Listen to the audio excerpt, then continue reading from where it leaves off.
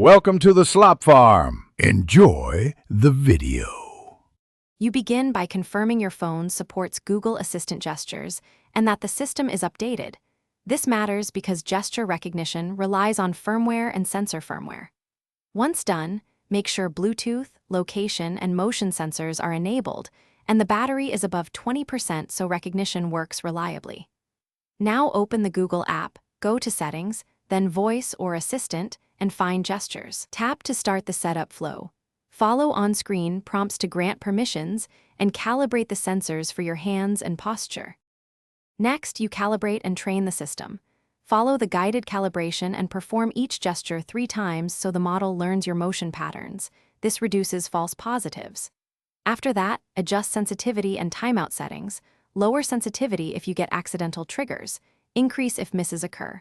Test gestures in the lighting and angles you normally use. Finally, assign gestures to commands or routines. Link a swipe or chop to play music, take a photo, or run a navigation routine so gestures do useful work. To finish, run live tests with the apps and routines you assigned. Use each gesture in context and note any failures, because real-world testing reveals edge cases. If recognition is inconsistent, recalibrate or reset gestures. Aim for roughly 80% plus success during normal use. If things go wrong, a reliable troubleshooting step is to verify permissions, clear the Google App Cache, reboot the device, and then retrain gestures. This resolves sensor or model state issues in most cases and keeps the system Thanks for watching. Consider subscribing if we helped you today.